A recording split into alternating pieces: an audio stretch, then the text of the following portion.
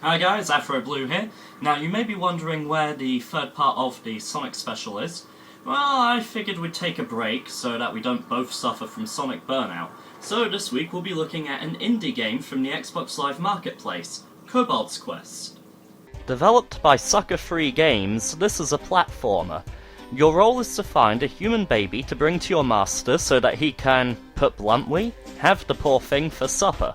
I know that sounds kind of warped, but hey, if you don't bring him a human baby, he'll just eat you instead.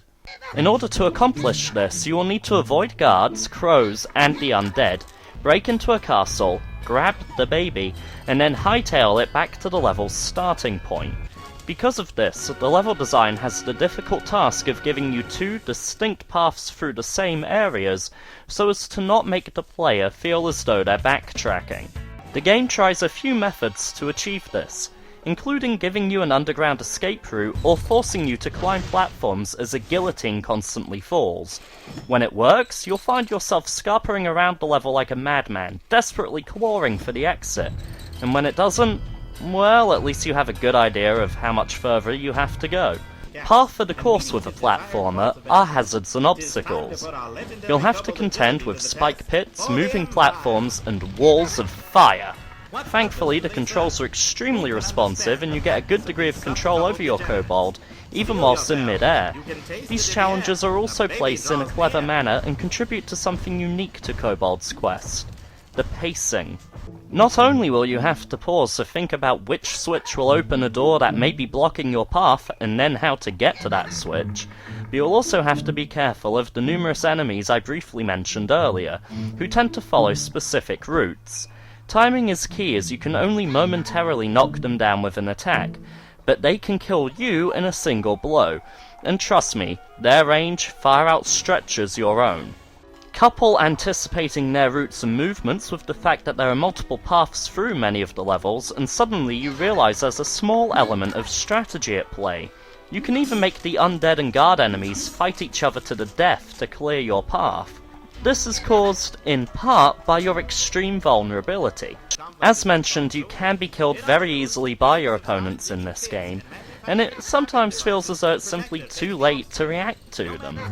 There are also crows, which originally are just small and annoyingly persistent, but later become gigantic, and holy hell, what the f*** was that?! Skeletal enemies will chase after you and even jump to strike you, and then there's one brave soul who's just a little too quick on his feet for my liking.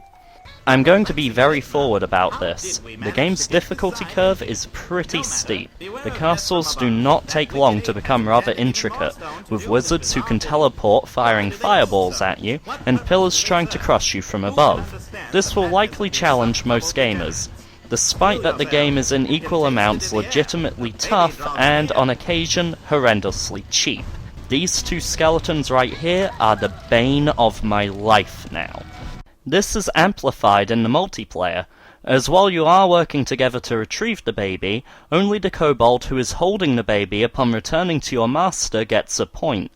This means you're frantically fighting the environment, the enemies, and then each other as well.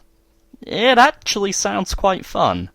The game's graphics are very crisp, and you can tell a lot of time and effort went into creating the sprites for the environments and objects. And the characters themselves have more frames of animation than I dare to count. Everything moves very fluidly, and must have required some real dedication. There are also a variety of hand-drawn animations between certain levels that help advance the story, something very rare in an Xbox indie game, and certainly something to be commended. The music sets the tone of the game at slapstick and silly. Its jingles add to the fun of it all and help you forget you're basically sending babies to their deaths. It almost feels cartoony at times, and the in-game narrator adds to this tone with his performance. Of course, this is an indie game with a very small team, so there are some bugs. For example, in the enemy pathfinding.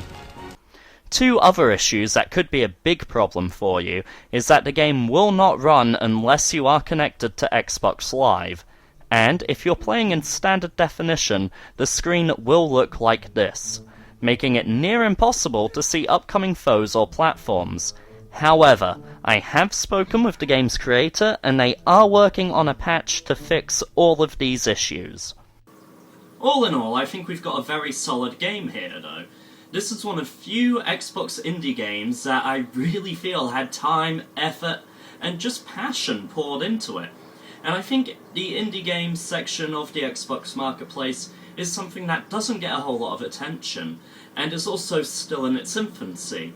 And at the moment, we are able to vote for the games that we want to see come from indie developers, and we are voting with our wallets. Now, we can keep pushing for what's unfortunately popular, the fart machine games, the game that says it's a beat-em-up but really it's a glorified QuickTime event, or we can vote for games like Kobold's Quest, which, while they surely aren't perfect, they are labours of love, and it is a game that has been crafted 100 times better and had 100 times more time invested into it than any of that crap that's actually popular. This has been Afr0Blu3, thank you very much for watching.